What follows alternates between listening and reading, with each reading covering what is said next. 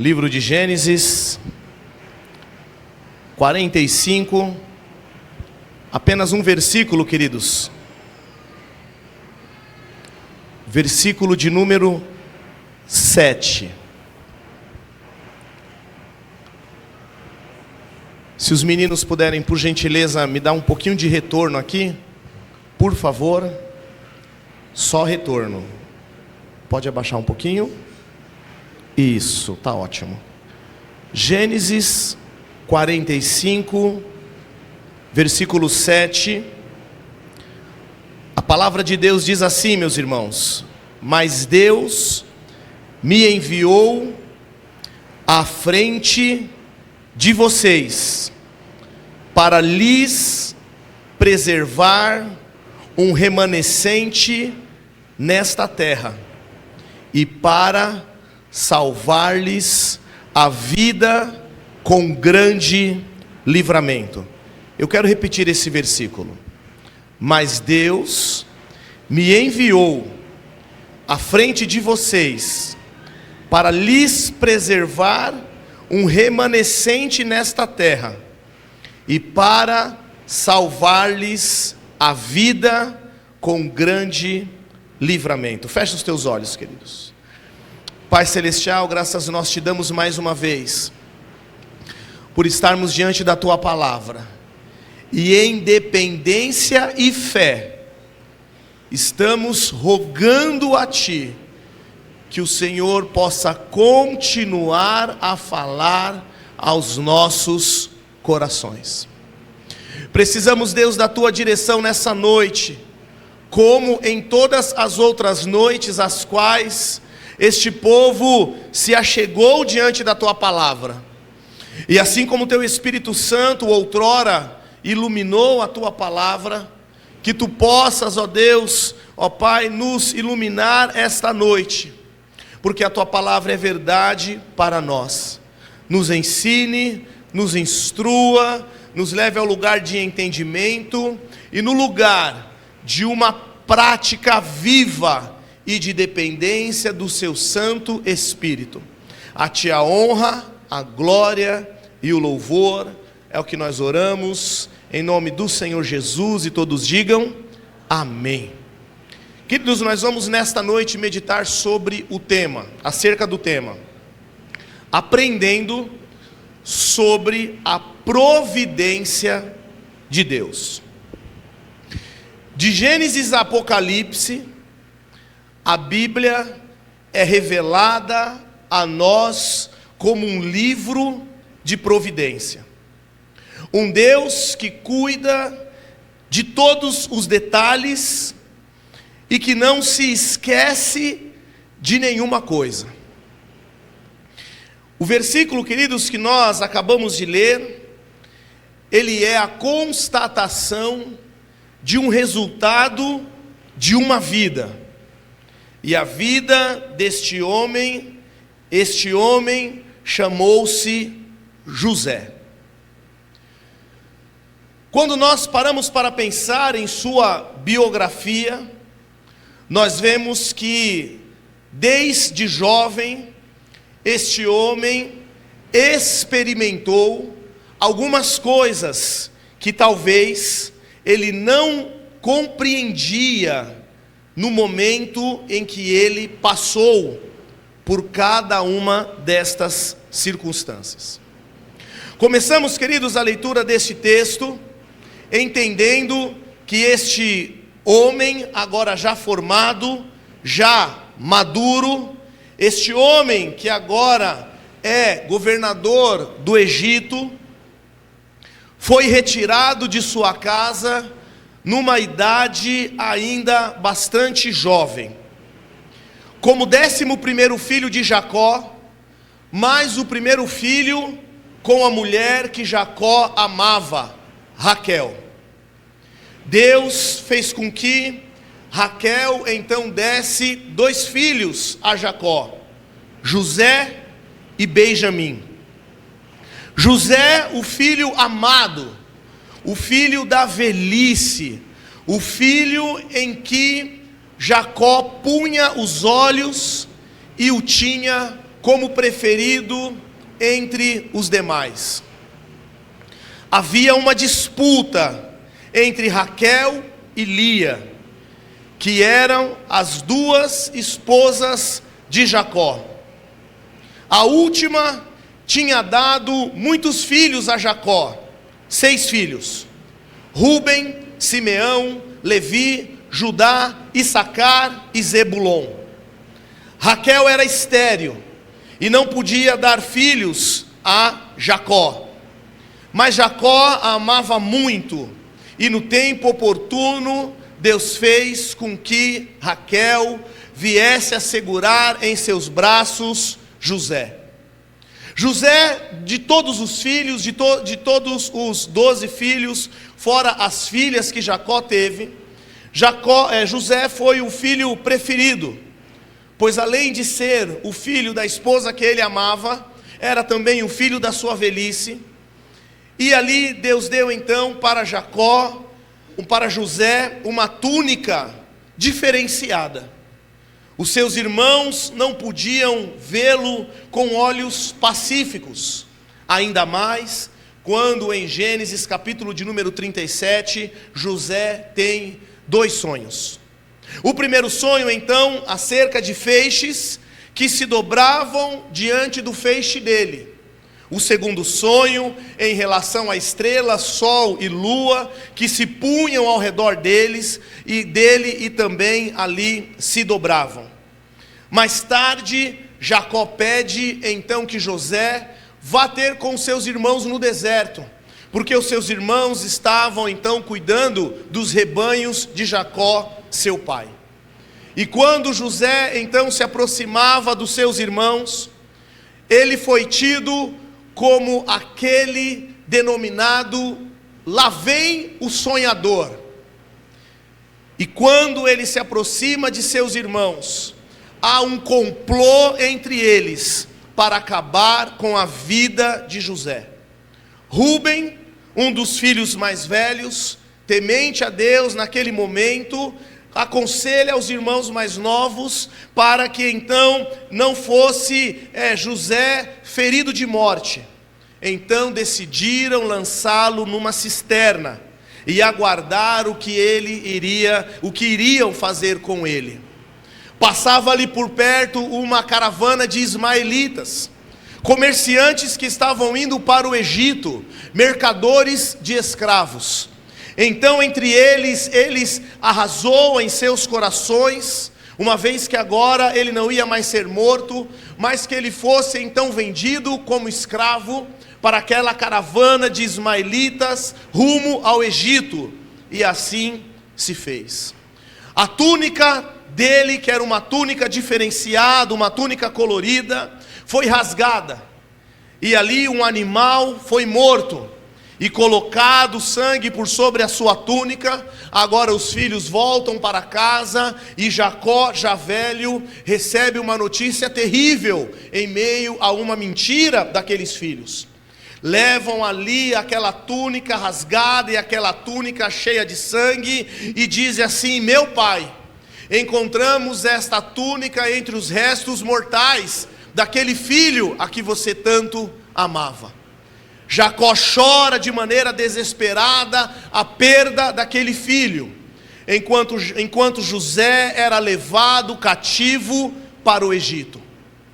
Chegando ali no Egito, ele é colocado numa feira de escravos, e ali naquela feira de escravos, um homem chamado Potifar o escolhe e leva para a sua casa.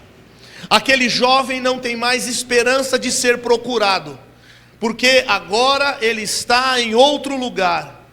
Jacó, seu pai, jamais o procuraria, porque ele era tido como morto, e os seus irmãos jamais diriam a verdade para o seu pai, com medo de serem então repreendidos.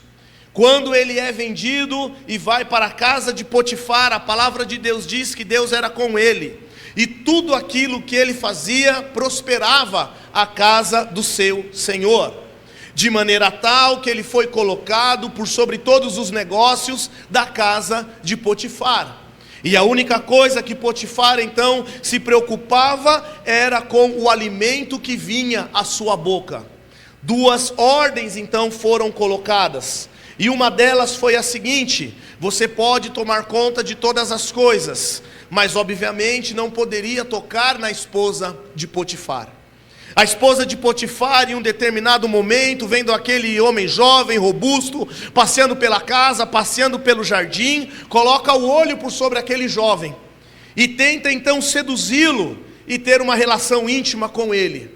Várias tentativas frustradas, e na última delas, tenta puxar aquele jovem então pela sua roupa, ele se desvencilha do seu manto, ela tem o manto de José em suas mãos e grita: violência, violência, estou sendo violentada por esse hebreu. Os empregados então pegam aquele jovem, prendem, Potifar chega e ele é então aprisionado. Passa alguns anos ali na cadeia. E ali ele encontra graça diante de Deus, de tal maneira que ele também começa a administrar aquele cárcere e todas as coisas que aconteciam ali. E ele então pega a confiança do carcereiro. E ali, algum tempo depois, chegam 2 figuras muito importantes da corte: um copeiro e um padeiro. Continuando ali em sua prisão, estando longe da sua casa, e aparentemente tudo dando errado, Deus tinha dado a José também a interpretação de sonhos. E o copeiro e o padeiro chegam para José, fazendo-lhe uma consulta, cada qual com o seu sonho. O copeiro sonha que ele está pegando uvas em suas mãos e espremendo em uma taça. E ali José diz àquele copeiro: olha, dentro de 3 dias, você estará diante de Faraó, novamente recolocado em seu posto, e você servirá vinho diante de Faraó. O padeiro, empolgado então com aquela interpretação, chega diante de José e diz assim: José, eu também tive um sonho.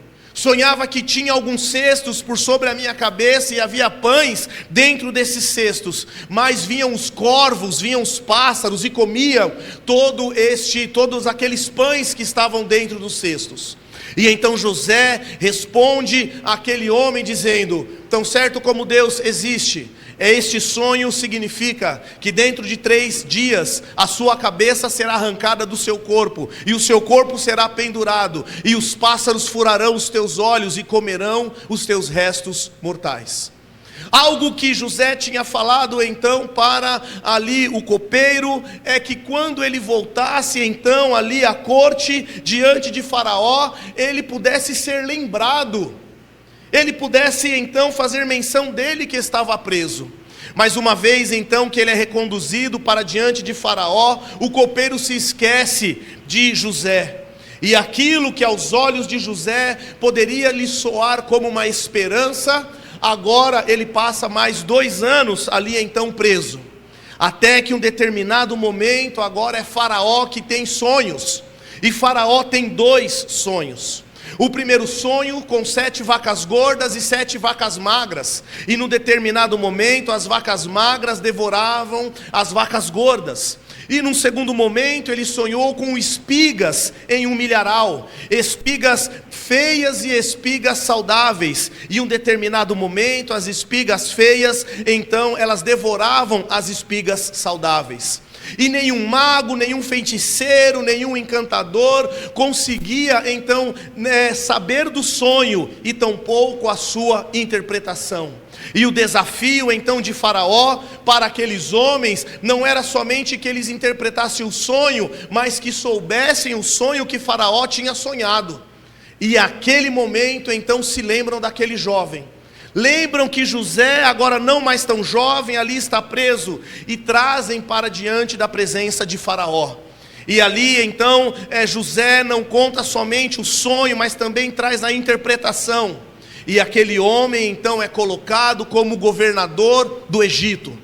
Um homem responsável para cumprir a lei, um homem responsável para então cumprir um plano. pois 7 anos de fartura aconteceriam, sucedidos de 7 anos de profunda miséria. E Deus tinha dado um plano para José, que ele deveria construir silos para armazenar então ali as colheitas, para que no ano de carestia aquele povo pudesse ser suprido. E as colheitas, por sobre a organização de José, foram colheitas abundantes, de tal forma que não somente serviu ao Egito, como também aos povos vizinhos. Em um determinado momento, dentre aqueles povos vizinhos, se aproximam aqueles que haviam jogado ele na cisterna lá atrás quando era jovem. José agora já é homem maduro, mas reconhece ali os seus irmãos. Trazem-nos para perto dele, e ali acontece algumas situações, mas no frigir dos ovos, em um determinado momento, José então se apresenta como aquele que havia sido vendido como escravo, mas agora ele estava numa posição de destaque, e então ele diz o que nós lemos esta noite: mas Deus me enviou à frente de vocês, para lhes preservar um remanescente nessa terra, e para salvar-lhes a vida com grande livramento. O que nós vemos, queridos, diante dessa história, encontrada a partir do capítulo de número 37, indo até o capítulo de número 46, é justamente, queridos, a ideia da providência de Deus. E embora José só pudesse perceber a providência de Deus no final de todas estas coisas, nós não podemos dizer que Deus então já não estava providenciando até aquele momento em que ele tivesse aquele encontro com seus irmãos. Podemos, queridos, olhar ao redor de nós e pensarmos acerca da providência de Deus, e nós teremos algumas respostas. Os deístas, eles irão dizer que existe uma visão que Deus então ele criou o mundo, e a visão do deísta é olhar Deus como um grande relojoeiro, que fez o mundo como um grande relógio, deu a corda a ele, e ele então vai funcionando dentro da sua casualidade, com causas e consequências, e Deus não mais intervém nas situações dos seres humanos, e Deus não está mais interagindo com os seres humanos, mas ele está entregue tão somente à sua própria sorte. Os dualistas, eles vão dizer que existem dois grandes poderes. Existe então o poder do bem e existe o poder do mal. Deus seria o poder do bem, e ali ele divide o controle do universo com aquele que representa o mal, como se fosse uma grande queda de braço, o qual então, se Deus não tomar conta, ele então perderia. E aí dentro dessas duas grandes forças, assim funciona todas as coisas. Há uma terceira corrente chamada panteístas, e os panteístas então eles irão dizer que Deus está em tudo, e tudo é Deus, e os nós seres humanos somos pequenos deuses, e que Deus está em tudo, e nós convergimos na totalidade do ser de Deus, e somos os próprios Deus. Também existe a outra corrente chamada os indeterministas, e eles irão afirmar que o mundo não está sujeito a qualquer controle. E por outro lado, os deterministas, que irão dizer que existe um poder superior, que exerce um grande poder, mas destrói a responsabilidade e a liberdade das suas criaturas. Existem aqueles que olham para todas as coisas e encontram somente a casualidade. Existe a sorte ou o azar. Eles entendem que não existe qualquer coisa que controle este mundo. Mas nós estamos, queridos, diante da palavra de Deus, e ela nos oferece uma referência teocêntrica. E o teocentrismo, queridos, ou seja, a nossa resposta baseada em Deus, durante a história da cristandade, durante a história da igreja, nós então veremos como que a providência de Deus, ela foi descrita ao longo da história até os nossos dias. Nós temos um catecismo chamado Catecismo de Heidelberg, e nesse catecismo existe uma pergunta, e a pergunta é: o que é a providência de Deus? E a resposta é a força do Todo-Poderoso presente, com que Deus, pela sua mão, sustenta e governa o céu, a terra e todas as criaturas. Assim, ervas e plantas, chuva e seca, anos frutíferos e infrutíferos, a comida e a bebida, a saúde e a doença, a riqueza e a pobreza, e todas as coisas não nos sobrevêm por acaso, mas das mãos paternais do Senhor. Existe um segundo catecismo chamado Catecismo Maior de Westminster, e nesse catecismo existe a mesma pergunta, e a resposta é: as obras da providência de Deus são muito santas, sábia e poderosa, a poderosa maneira de preservar e governar todas as suas criaturas e todas as suas ações para a sua própria glória. Ainda no século XVI houve uma outra confissão, a confissão belga, e foi também perguntado àqueles irmãos o que significaria então a doutrina da providência de Deus. E eles naquela ocasião responderam assim: nós cremos que este dom de Deus, que este é um dom de Deus, e depois de Deus haver criado todas as coisas, não as abandonou ao destino, não as abandonou ao acaso, mas, segundo a sua santa vontade, Ele as dirige e governa, de tal modo que neste mundo nada acontece sem o arranjo ordeiro de Deus.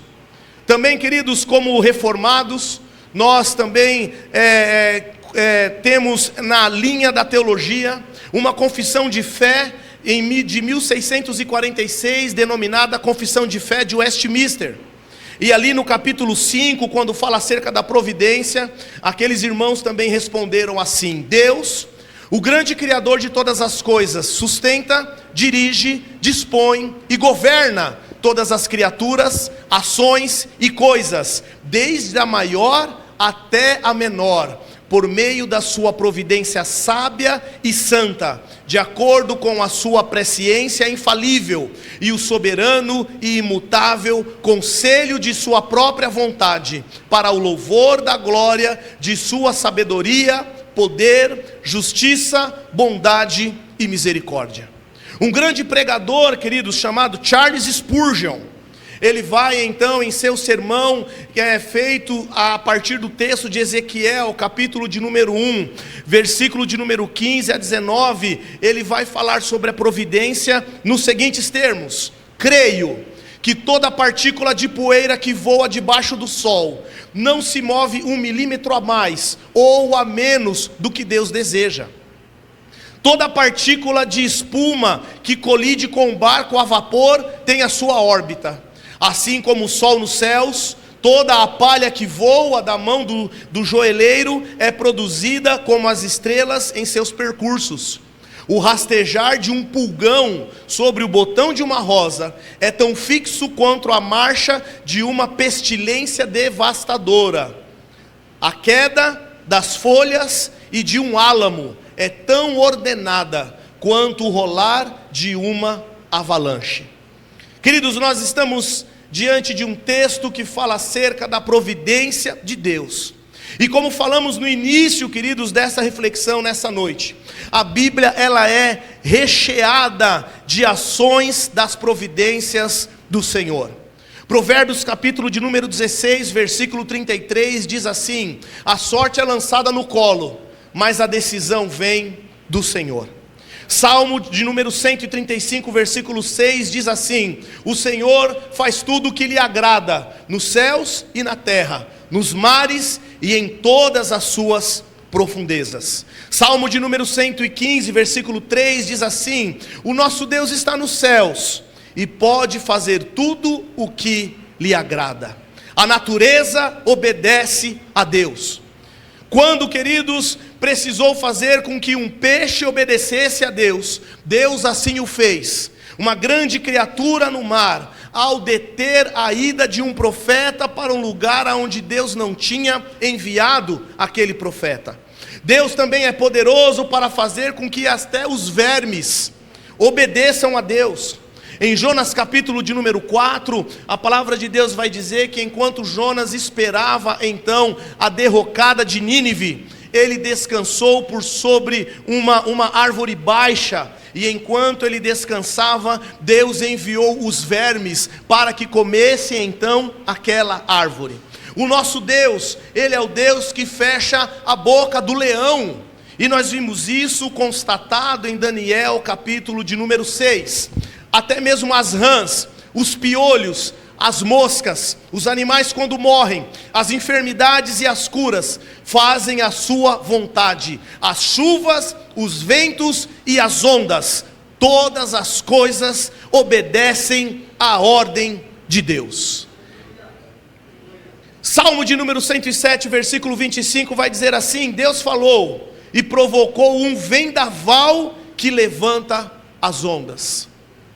Tiago capítulo 4, do versículo 13 ao 17, irá nos ensinar o seguinte acerca da providência de Deus: ouçam agora vocês que dizem, hoje ou amanhã iremos para esta ou aquela cidade, e passaremos um ano ali, faremos negócios e ganharemos dinheiro. Vocês nem sabem o que acontecerá amanhã. Qual que é a sua vida? Vocês são como a neblina que aparece por um pouco de tempo e depois se dissipa. Em vez disso, deveriam dizer: se o Senhor quiser, viveremos e faremos isto ou aquilo. Agora, porém, vocês se vangloriam das suas pretensões. Toda vanglória como esta é maligna.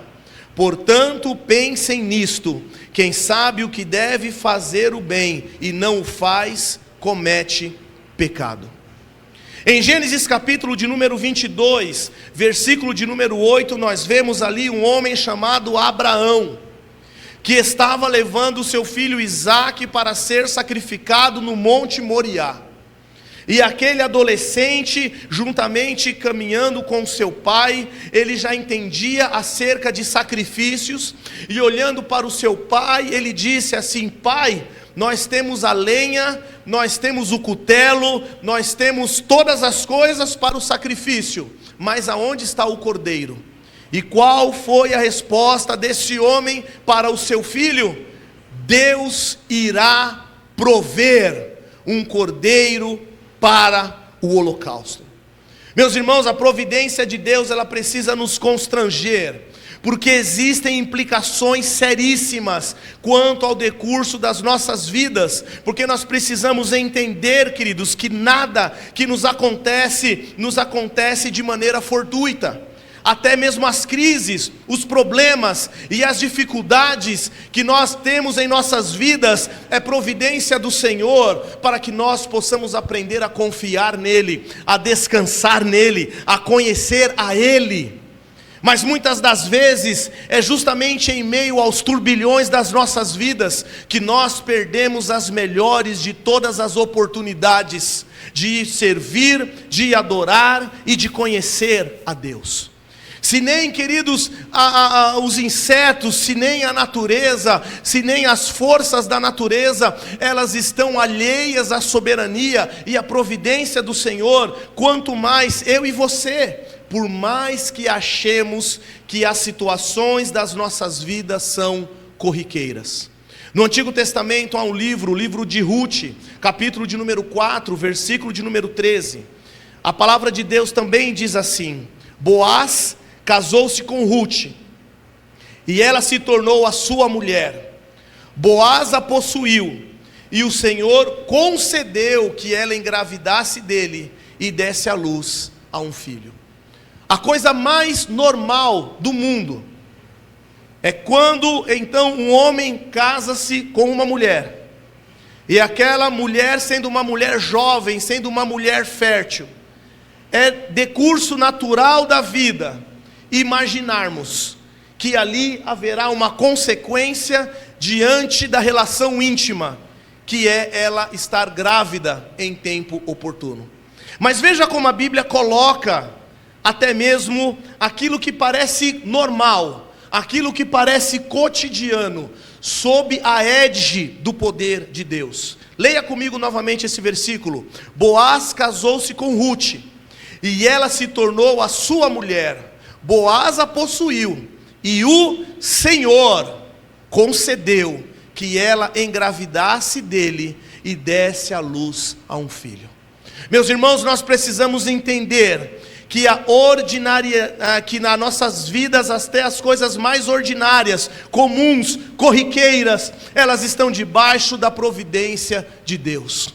Temos uma mania de achar que se nós nos levantarmos todo dia cedo e formos trabalhar para ganhar o pão de cada dia, e ali colocarmos todos os nossos esforços e confiarmos somente na força do nosso braço, ao final do dia nós iremos cumprir a nossa tarefa, e ao final do mês nós receberemos do Senhor a paga.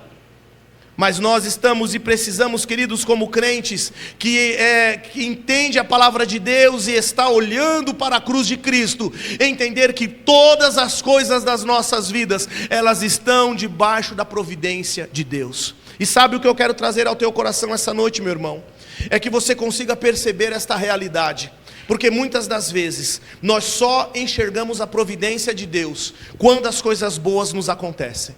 A gente fala assim: arrumei um emprego, providência de Deus.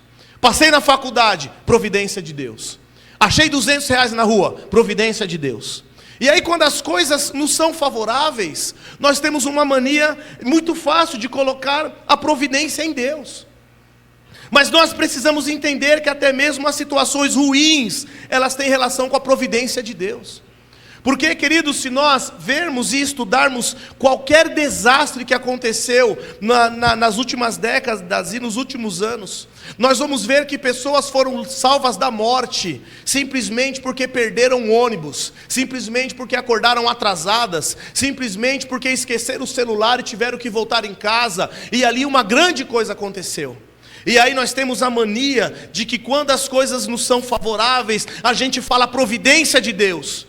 Mas quando as coisas não nos são favoráveis, a gente não se lembra que é Deus que faz todas as coisas, e não há nada, nem um fio de cabelo da minha cabeça ou da tua cabeça que caia sem a permissão de Deus, porque nós adoramos um Deus que providencia todas as coisas para nós, até as coisas mais cotidianas das nossas vidas. Amém, queridos?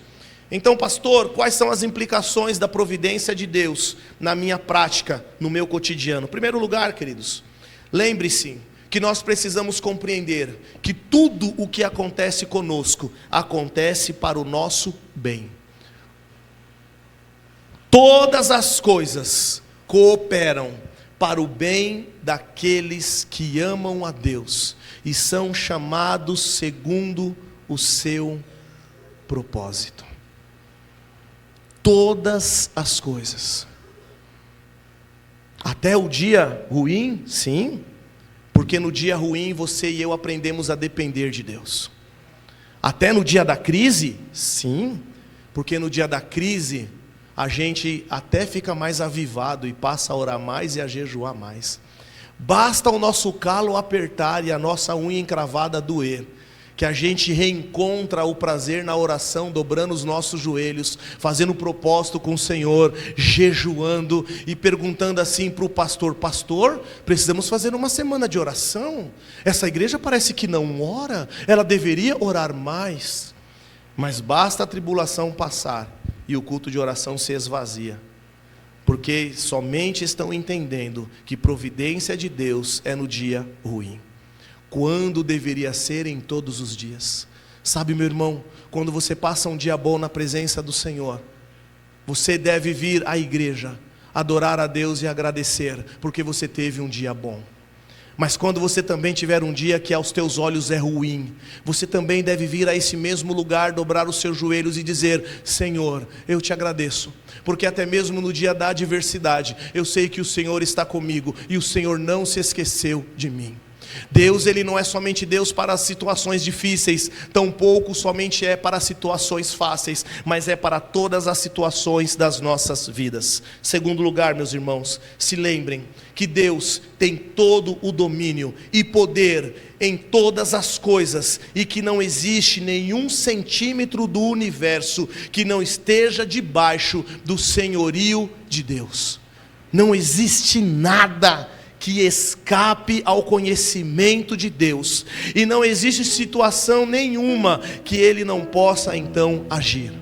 Acaso existem problemas que são grandes e intransponíveis demais para que o Senhor não venha agir e operar milagrosamente? Queridos, às vezes nós precisaremos passar por situações as quais nós teremos que olhar para cima e clamar pelo milagre de Deus, ao invés de fugirmos da presença de Deus, e Deus mostrará a sua providência e o seu cuidado.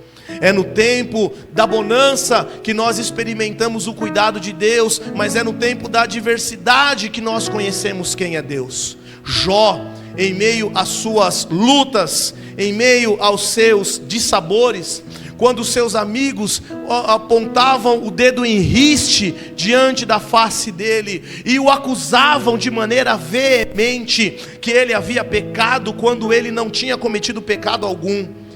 Num determinado momento, Jó então ele passa a querer ensinar a Deus como as coisas deveriam serem feitas.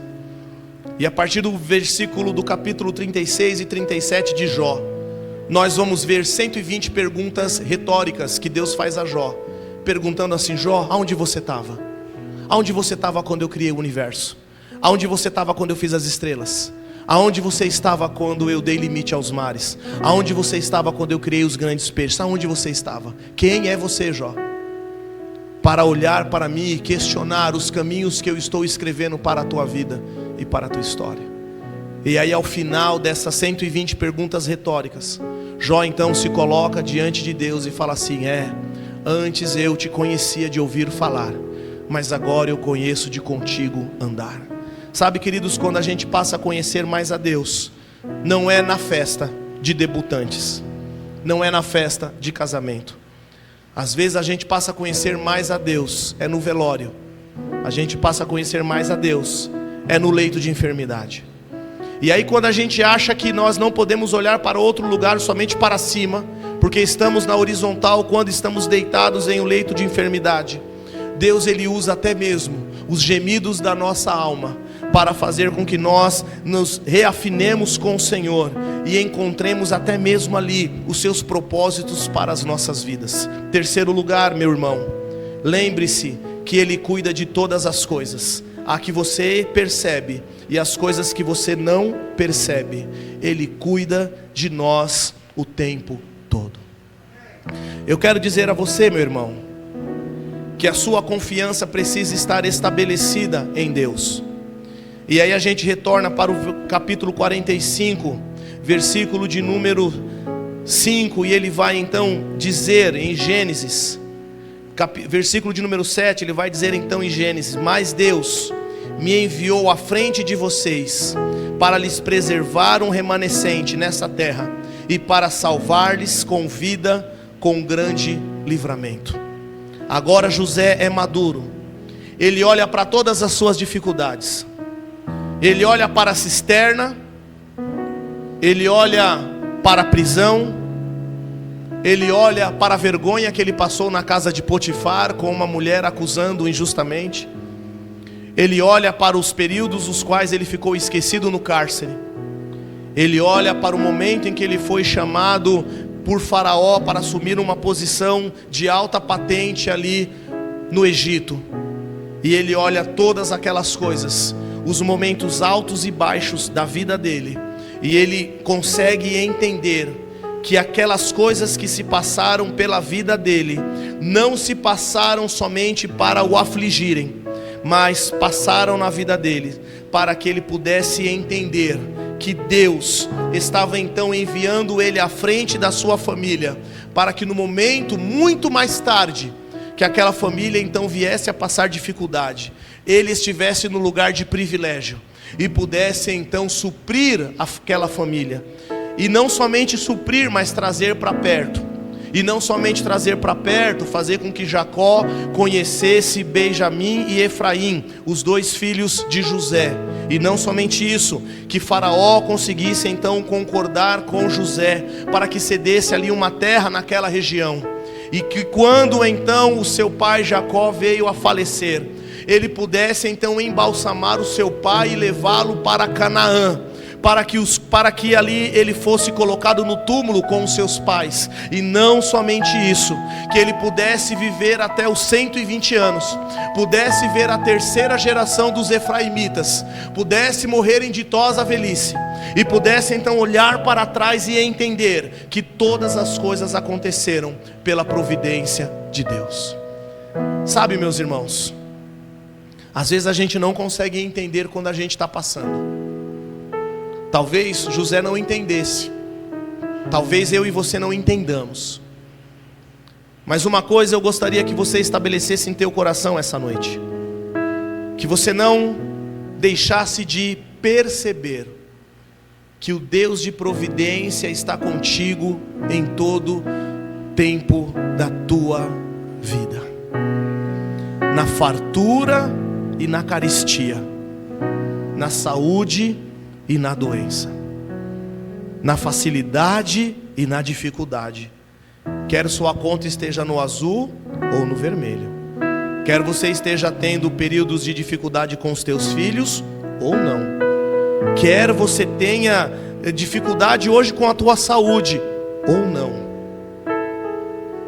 O desejo do meu coração é que você possa se lembrar verdadeiramente que existem implicações práticas, as quais nós devemos estar devotados com os nossos corações e entendendo que não existe nada que não esteja debaixo da providência do Senhor. Então amanhã, quando você acordar, se você olhar ao seu redor e aparentemente alguma coisa estiver dando errado, você possa dobrar o seu joelho e dizer: Senhor, eu confio na tua providência, eu confio em ti, eu sei que o Senhor está trabalhando, eu sei que o Senhor está me guiando. Faça com que eu ouça a tua voz, mesmo diante das crises mais agudas, ou mesmo diante da bonança mais perfeita que os meus olhos possam contemplar. Senhor, eu quero perceber que quando houver silêncio ao meu redor, da quietude, da paz que excede todo o entendimento, eu enxergue um Deus de providência. Mas também no dia da dificuldade, eu enxergue o Deus de providência. Que no dia em que o céu estiver claro, eu enxergue a providência de Deus. Mas no dia em que houver as tempestades mais tórridas e os trovões mais arrojados, eu enxergue a providência de Deus, porque Ele está conosco em todo o tempo da nossa vida. Então creia, creia, creia, creia, como a Bíblia nos ensinou a crer, como os nossos pais nos ensinaram a crer, como os crentes que vieram antes de nós nos ensinaram a crer. E por isso nós tivemos que tecer toda uma linha teológica para que você entendesse que a providência ela está permeada não somente na Bíblia, mas a providência ela está permeada na história da igreja. Quer ela avançasse, quer ela perdesse, quer ela fosse para outros lugares ou ferozmente perseguida, quer crentes morressem ou fossem então agraciados, quer então eles fossem dispersos ou eles fossem ferozmente perseguidos, Deus está com aqueles que são os seus filhos. E assim como um pai se compadece dos seus filhos, assim o Senhor se compadece daqueles que amam a Ele. Fecha os teus olhos, eu quero orar com você agora. Pai, em nome de Jesus, Tu és o Deus de providência. Nós vimos de maneira ampla nesta noite que não existe nada que o Senhor não possa fazer, e não existe nada que esteja longe do teu alcance. Nessa noite nós nos alegramos, porque podemos falar de um Deus que provê todas as coisas. Até mesmo o nosso futuro está seguro em Ti. Por isso nós podemos descansar. Que a inquietude e a ansiedade do nosso coração sejam extirpados dali, e que possa haver a confiança em nossos corações de que o Senhor providencia todas as coisas, e que nada escapa ao Teu conhecimento e ao Teu poder. Pai, fica conosco, nos ajude, em nome de Jesus.